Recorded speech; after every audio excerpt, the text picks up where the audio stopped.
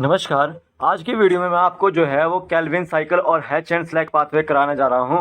काफ़ी अधिकतर बच्चों को जो है वो C3 cycle and C4 cycle जो है वो समझ नहीं आता है, तो मैं आज आपको इसको बिल्कुल इजी वे में जो है वो समझाऊंगा। ये जो आपका फोटोसिंथेसिस इन हायर प्लांट जो NCERT बायोलॉजी क्लास 11th का जो चैप्टर है, ये चैप्टर है और ये हमारा 66वां वीडियो है। इससे पहले कि आपने जो है वीडियोस नहीं देखे तो आप ऊपर आई बटन में दिखेगा। तो दोनों साइकिल्स जो है ये आपकी इंपॉर्टेंट है एग्जाम पॉइंट ऑफ व्यू से, तो आप इसको पूरा वीडियो को अंत तक देखिएगा और प्लीज़ लाइक कीजिएगा वीडियो को, शेयर कीजिएगा इस वीडियो को और सब्सक्राइब कीजिएगा इस चैनल को। सबसे पहले बता दो कि आप जीके ट्रिक ऐप को डाउनलोड कीजिए। सबसे पहले तो लिंक उसका डिस्क्रिप्शन बॉक्स में, आप वहां से डाउनलोड कर सकते हैं। ठीक है, बायोलॉजी का बैच मैंने चलाया हुआ है। कोड आपको यूज़ करना है B2QFI कोड यूज़ करना है, तब आप एनरोल हो जाएंगे। लाइव सेशन जो है बिल्कुल फ्री है और टाइमिंग है आपकी 3 बजे शाम को। ठीक है, और रिकॉर्डेड लेक्चर्स लेना चाहता है तो उसके लिए 200 रुपीज़ जो है आपको आपको परचेज करना पड़ेगा। नोट्स आप साथ साथ बनाते रहिए, मैं आपको नोट्स प्रोवाइड नहीं कर रहा हूँ, मैं आपको लाइव लेक्चर्स दे रहा हूँ।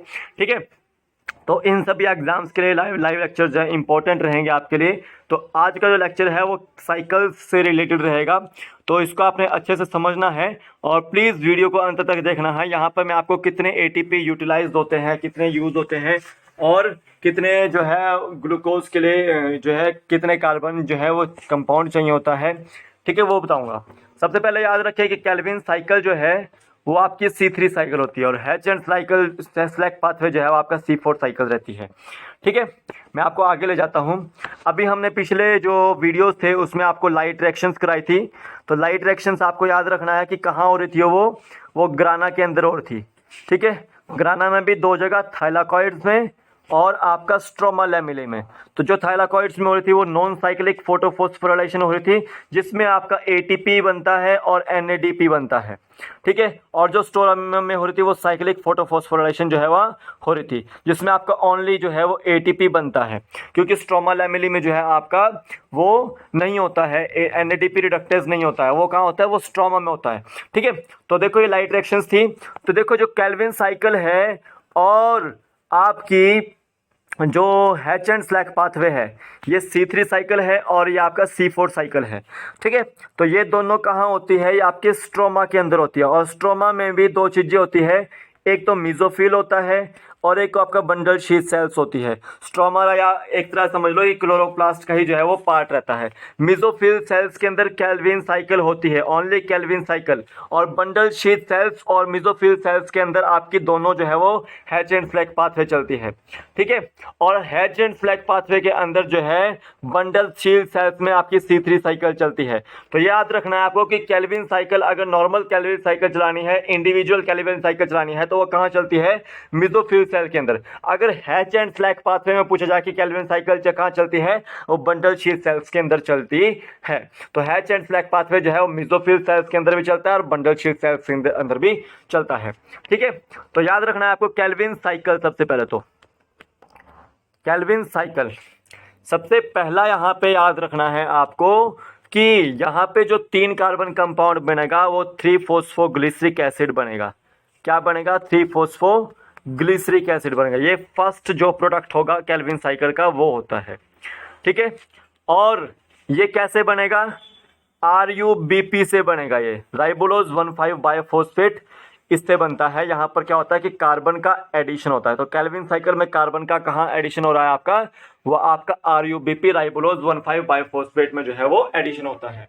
ठीक है, तो ये फर्स्ट फॉर्म कंपाउंड था आपका 3-फॉस्फोग्लिसरिक एसिड, और ये कैसे बना था, RUBP का कार्बन डाइऑक्साइड में जो है, कार्बन डाइऑक्साइड का जो है RUBP में एडिशन हो रहा था। ठीक है, अब देखिए यहाँ पर 3 साइज जो है स्टेप्स रहते हैं केल्विन साइकिल में। ठीक है, केल्विन साइकिल में 3 स्टेप्स रहते हैं। पहला आपको याद रखना है कि सबसे पहले कार्बोक्सिलेशन होगी। क्या होगी, कार्बोक्सिलेशन होगी। दूसरा आपको याद रखना है कि दूसरे में आपको दूसरे स्टेप में क्या होगा, रिडक्शन होगा। ठीक है, तीसरे में आपको याद रखना है कि रीजनरेशन होगा। ठीक है, अब यहां पर मैं आपको बताता हूं कि ये जो 2 फेज है, रिडक्शन और रीजनरेशन, यहां पर आपको एनर्जी फॉर्म होते हुए दिखेगी। एनर्जी जो है वो फॉर्म होते हुए दिखेगी, और वो एनर्जी किसके फॉर्म में होगी, वो ADP और NADP के फॉर्मेट में देखने को मिलती है। यानी कि यहाँ पर ATP का यूज्ड होता है और NADPH का यूज होता है। ठीक है, NADPH का यहाँ पर यूज होगा और आपको एनर्जी के फॉर्म में ADP और NADP यहाँ पर मिलेंगे। ठीक है, तो 3 स्टेप्स थे, कार्बोक्सिलेशन, रिडक्शन और रीजनरेशन, ये आपको याद रखना है। तो देखिए जो कार्बोक्सिलेशन स्टेज है, सबसे पहला स्टेज क्या था? कार्बोक्सिलेशन स्टेज था। यहाँ पर देखिए कि यहाँ पर ये फर्स्ट जो कंपाउंड है आपका राइबोलोज 1,5 बाइफॉस्फेट, यहाँ पर क्या होता है कि कार्बन डाइऑक्साइड का एडिशन होता है। कार्बन डाइऑक्साइड का एडिशन होगा और यहाँ पर किसकी मदद लेगा? ये रूबिस्को एंजाइम की, जो मोस्ट अबंडेंट एंजाइम होता है उसकी मदद लेगा है। तो उसके जो है वो जब राइबोलोज 1,5 फॉस्फेट में carbon dioxide rubisco enzyme add होंगे तो वहाँ पर वो कन्वर्ट किस में होगा? वो एक तरह से 3 कार्बन कंपाउंड में जो है वो 6 जो है मॉलिक्यूल्स में वो कन्वर्ट होगा, जिसमें 3 मॉलिक्यूल का 3 कार्बन कंपाउंड आपको मिलेगा। क्या मिलेगा आपको? 3-फॉस्फोग्लिसरिक एसिड मिलेगा। 3-फॉस्फोग्लिसरिक एसिड मिलेगा। ठीक है, ये 3 कार्बन कंपाउंड है और ये याद रखना है कि ये यही जो है आपका फर्स्ट फॉर्म जो है वो कंपाउंड रहता है। तो ये आपका जो है वो कार्बोक्सिलेशन जो स्टेप होता है वहां पर बनता है 3-फॉस्फोग्लिसरिक एसिड। ठीक है, अब सेकंड स्टेप के ऊपर आता हूं कि रिडक्शन स्टेप। यहां पर क्या होती है कि एनर्जी जो है वो फॉर्म होती है, ATP से यहाँ पर ADP बनेगा और NADPH से आपका NADP बनेगा। ठीक है, ये आपको याद रखना है।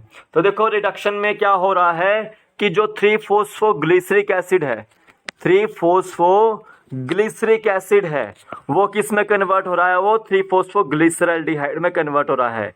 किस में कन्वर्ट हो रहा है? वो 3-फॉस्फोग्लिसरल्डिहाइड में कन्वर्ट हो रहा है।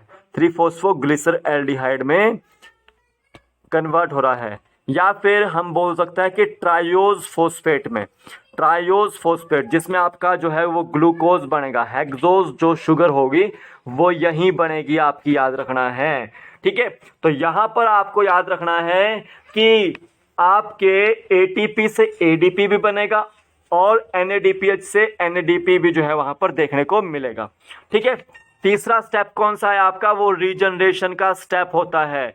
अब देखिए क्या होता है कि हमें केल्विन साइकिल जो है वो इंपॉर्टेंट रहती है चलाने के लिए। तो हमें केल्विन साइकिल के लिए क्या चाहिए? राइबोलोज 1,5 बाइफॉस्फेट चाहिए और कार्बन डाइऑक्साइड चाहिए। तो इस स्टेप में आपका कार्बन डाइऑक्साइड जो है वो फिक्स किया जाता है। क्या किया जाता है? फिक्स किया जाता है और उससे जो है हम क्या बनाते हैं? राइबोलोज 1,5 बाइफॉस्फेट बनाते हैं ताकि हम दोबारा से केल्विन साइकिल को जो है वो चला सकें। तो याद रखना है आपको कि रीजनरेशन स्टेप में आपका क्या बनेगा? वापस वहां पर कार्बन डाइऑक्साइड का फिक्सेशन करेंगे और राइबोलोज 1,5 बाइफॉस्फेट जो है वापस हम वहां पे रीजनरेट करेंगे। तो ये चीज आपको याद रखनी है। ट्रायोज फॉस्फेट से आप वापस क्या बनाएंगे? राइबोलोज 1,5 फॉस्फेट।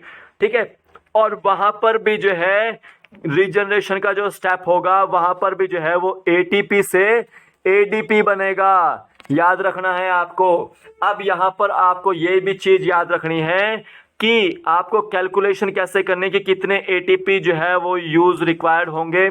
ठीक है, कितने ADP जो है वो बनेंगे, कितने NADPH जो है वो रिक्वायर्ड होंगे इसके लिए और कितने NADP जो है वो बनेंगे। ठीक है, ये आपको याद रखना है। अब देखिए मैं फॉर्मूला बताता हूं कि कैसे कैलकुलेट करना है। केल्विन साइकिल में हमेशा याद रखें 3-to-1 फॉर्मूला।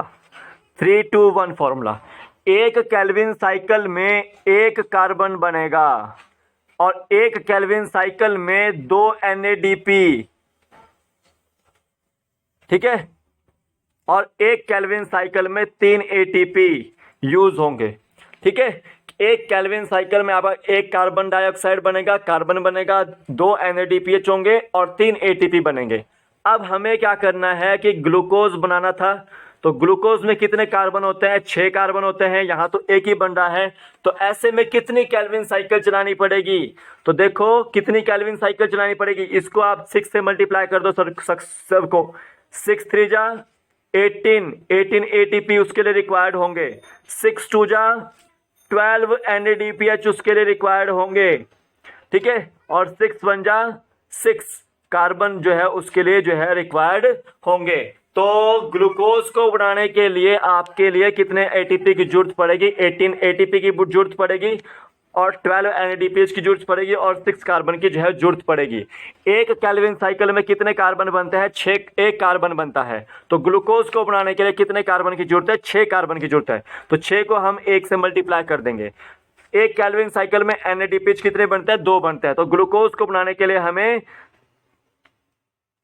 6 को 2 से मल्टीप्लाई करना पड़ेगा, तो 12 NADPH की जरूरत पड़ती है। एक केल्विन साइकिल में 3 एटीपी बनते हैं। तो ग्लूकोज को बनाने के लिए हमें कितने एटीपी की जरूरत है? 18 एटीपी की जरूरत है। तो 6 या 18 जो है वहां पर एटीपी की जो है वो रिक्वायरमेंट रहती है। तो ग्लूकोज को बनाने के लिए नॉर्मल आपको कितने एटीपी होते हैं? केल्विन साइकिल में 3 एटीपी होते हैं, 2 NADPH होते हैं और 1 कार्बन होता है, ठीक है। ग्लूकोज को बनाने के लिए 18 एटीपी की रिक्वायरमेंट है, 12 NADPH की रिक्वायरमेंट है और आपके 6 कार्बन की रिक्वायरमेंट है। अब मान लीजिए कि हमारे पास 4 ग्लूकोज के मॉलिक्यूल हैं, तो कितने एटीपी चाहिए? 18 एटीपी तो होते ही है एक ग्लूकोज में। तो 4 के लिए कितने चाहिए? 18 गुणा 4 72 एटीपी वहां पर जरूरत पड़ेगी। अब देखिए कितने NADPH जो है हमको चाहिए जो है ग्लूकोज बनाने के लिए। तो 4 ग्लूकोज के लिए हमें कितने NADPH चाहिए थे? NADPH 12 होते हैं ग्लूकोज में, ठीक है। तो कितने होंगे? 12 चौके 48 हो गए, ठीक है। तो 4 ग्लूकोज है, कितने कार्बन है हमारे पास? 6 कार्बन चाहिए होते हैं एक ग्लूकोज के लिए। तो 6 चौके 24, ठीक है। तो देखो यहाँ पे आपका जो है एक नॉर्मल ग्लूकोज में, एक ही कंपाउंड ग्लूकोज में 18 एटीपी की रिक्वायरमेंट होती है, 12 NADPH की रिक्वायरमेंट होती है और 6 कार्बन की रिक्वायरमेंट होती है।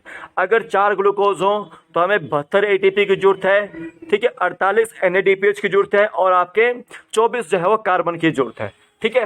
तो ये आपको याद रखना है कि ये केल्विन साइकिल जो थी वो आपके लिए इंपॉर्टेंट है। अगर आपको नहीं समझ आए हो तो कमेंट सेक्शन में लिखिएगा। ये आपकी कहाँ हो रही थी? वो मेसोफिल सेल्स के अंदर हो रही थी, ठीक है। मेसोफिल सेल्स के अंदर हो रही थी। अब चलते हैं हैच एंड स्लैक पाथवे के अंदर। हैच एंड स्लैक पाथवे, इसको हम बोलते हैं क्या? इसको बोलते हैं C4 पाथवे। अब उसको जो C3 साइकिल है उसको हम C3 साइकिल क्यों बने? तो जो आपका 3-फॉस्फोग्लिसरिक एसिड है 3 कार्बन कंपाउंड है, ठीक है। तो इसको हम जो फर्स्ट फॉर्म कंपाउंड बना था वो 3 कार्बन का बना था, तो इसको C3 बोला गया। तो यहाँ पर देखिए कि हैच एंड स्लैक पाथवे में क्या हो रहा है। हैच एंड स्लैक पाथवे में याद रखें कि यहाँ पर 4 कार्बन कंपाउंड बनेगा पहला, तभी इसको C4 जो है वो पाथवे बोला गया। और कौन सा पहला 4 कार्बन कंपाउंड बनेगा? ऑक्जेलो एसिटिक एसिड। ऑक्जेलो एसिटिक एसिड जो है वो बनेगा। तो याद रखें ये 2 जगह होती है। ये आपके ऊपर वाले जो है वो मेसोफिल सेल्स हैं, ठीक है। ये मेसोफिल सेल्स में भी होती है और ये जो नीचे वाला है वो आपका बंडल शीथ सेल्स है। अभी तक जो है आपकी केल्विन साइकिल कहाँ हो रही थी? वो मेसोफिल सेल्स में हो रही थी। लेकिन हैच एंड स्लैक पाथवे के केस में जो आपकी केल्विन साइकिल है C3 साइकिल, वो कहाँ हो रही है? वो बंडल शीथ सेल्स में हो रही है, ठीक है। ये आपको याद रखना है। अब चलते हैं हम हैच एंड स्लैक पाथवे के ऊपर कि क्या हो रहा है। सबसे पहले देखिए यहाँ पर कार्बन एक्सेप्टर कौन है? Phosphoenol pyruvate. फोस्फोइनोल पायरुवेट ये आपका 3 कार्बन कंपाउंड है। इसमें 1 कार्बन जोड़ेगा तो 4 कार्बन कंपाउंड बनेगा। क्या नाम है उसका? ऑक्जेलो एसिटिक एसिड। ऑक्जेलो एसिटिक एसिड, ठीक है। अब देखिए ऑक्जेलो एसिटिक एसिड से आपका क्या बनता है? मैलिक एसिड बनता है। मैलिक एसिड, ठीक है। और ये मैलिक एसिड कहाँ बन रहा है? फोस्फोइनोल पायरुवेट में कार्बन कहाँ ऐड हो रहा है और ऑक्जेलो एसिटिक एसिड कहाँ बन रहा है? ये सब मेसोफिल सेल्स के अंदर ही हो रहा है, ठीक है। तो यहाँ पर देखो कि यहाँ पर जो है वो 2 ATP से आपका 2 ADP यहाँ पर बनेगा। तो आपको याद रखना कि 2 ATP यहाँ पर यूज हो रहे हैं, ठीक है, या भी के लिए। अब ये मैलिक एसिड क्या करते हैं? ये बंडल शीथ सेल्स में जाके जो है वो टूट जाते हैं। वो या तो पायरुवेट में कन्वर्ट होगा, पायरुवेट से आपका फोस्फोइनोल पायरुवेट बनाएगा वापस, और या फिर वो कार्बन जो है वो छोड़ देगा। और कार्बन जब छोड़ेगा तो वो कार्बन कहाँ जाएगा? वो C3 साइकिल में जाएगा। और C3 साइकिल क्या करेगा? वो साइकिल चलाएगा C3 वाली। ठीक है। और उसके बाद जो है वो आपका कीमो ऑस्मोटिक हाइपोथेसिस करके एटीपी वगैरह जो है वो बनाता है। ठीक है, तो याद रखें आपको कि 2 एटीपी तो यहाँ पर जो है वो मेसोफिल सेल्स में बन रहे हैं, यानी कि इतनी साइकिल को चलाने के लिए बन रहे हैं। अब देखो 3 एटीपी आपके कहाँ यूज हो रहे हैं, वो C3 साइकिल में जो है वो यूज हो रहे हैं। ठीक है, तो हैच एंड फ्लैग पाथवे में 5 एटीपी जो है वो टोटल यूज होते हैं। ठीक है, अब ये देखिए कि हैच एंड फ्लैग पाथवे में जब चलाते हैं तो वहां पर एक कार्बन बनता है। कितना कार्बन बनता है? एक कार्बन बनता है। ठीक है, अब देखो ग्लूकोज बनाना है तो ग्लूकोज को कितने कार्बन चाहिए? 6 कार्बन चाहिए। तो कितने क्या करेंगे आप? क्या करेंगे? 6 को 5 से मल्टीप्लाई करेंगे तो यहाँ पे 30 एटीपी बनेंगे। तो यहाँ पर याद रखना है कि ये जो है वो सबसे ज्यादा एक्सपेंसिव जो है वो साइकिल रहती है, यहाँ पर एनर्जी जो है वो ज्यादा खर्च होती है। ठीक है, तो एक ग्लूकोज को बनाने के लिए हैच एंड फ्लैग पाथवे में आपको 30 एटीपी की जरूरत होती है, और नॉर्मल जो है हैच एंड फ्लैग पाथवे में आपका कितने एटीपी बन रहे हैं? 5 एटीपी बन रहे हैं। ठीक है, तो ये आपका जो है याद रखना है कि ये मेसोफिल सेल्स है जहां पर मैजिक एसिड और जो है ऑक्सैलोएसिटिक एसिड बनेगा, और ये क्या है आपका? ये बंडल शीट सेल्स है जहां पर आपका जो है वो C3 साइकिल जो है वो होगा यहाँ पे। तो ये थी आपकी 2 साइकिल्स, वेरी इंपॉर्टेंट साइकिल्स है आपको एग्जाम पॉइंट ऑफ व्यू से। आई होप आपको समझ आई हो। तो अभी के लिए फिलहाल इतना ही, फिर मिलूंगा कल एक नए वीडियो में। तब तक के लिए जय हिंद, जय भारत, आपका दिन शुभ हो। जय हिंद।